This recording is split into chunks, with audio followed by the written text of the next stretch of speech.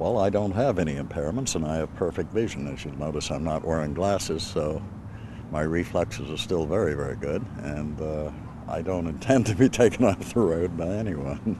But, you see, when you get into that age group, you have people managing their money very, very carefully and watching their income very, very carefully. So a new car expense, if a person in their 75 or 80 and thinks they have 5 or 6 more years maybe to live or drive, they're not going to lay out $30,000 for an automobile. It's as simple as that.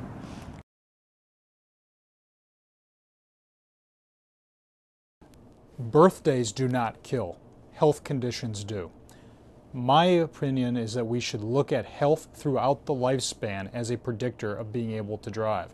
I would much rather get in the car with an 85-year-old who is taking their medication, going out for a daily walk, and eating well than a 40-year-old who's taking allergy medication, not managing their blood pressure, and is pre-diabetic.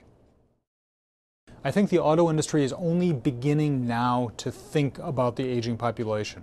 They have defined older drivers as, can you get in the car, can you get out of the car, is it comfortable? In fact, what we should be looking at is what are those technologies that can compensate for reductions in vision, warning systems that can compensate for, frankly, there's more cars on the road, as well as how quickly we can respond. How distracted are you by a cell phone, a new navigation system, the next best service that a car company might put in there? How are your medications affecting your ability to drive? How is diabetes or blood pressure affecting your ability to drive?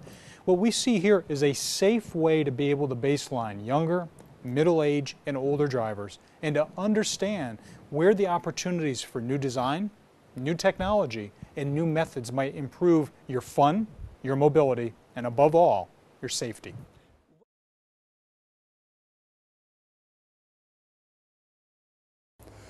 Well, first of all, safety is all about knowledge, and by gaining knowledge about the behavioral pattern of drivers in general, and in this case, more specifically, older drivers, if we understand that, we understand their needs, we can create solutions and design the car accordingly in order to assist them or help them in, for instance, if we have a complex scenario like an intersection, how to navigate through it, or by other means, how to warn for dangers that are upcoming.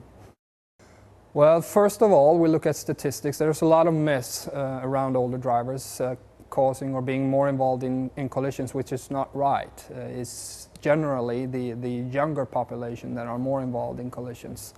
However, there are exemptions like intersections and complex traffic scenarios where we see that the older people are overrepresented, and we need to try to understand why that is.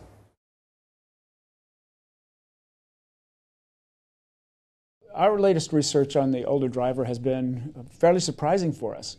A few years back, we were predicting that we were going to see continuing increases in the number of older people involved in serious crashes and being injured in those crashes. But in fact, what we've seen is that although more older people are driving, we're actually seeing a downturn in the older people being involved in serious and particularly fatal crashes.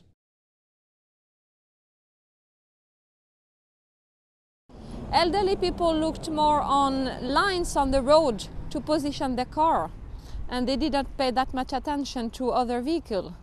On the other way, young people did look more on dynamic object like other cars coming inside the intersection.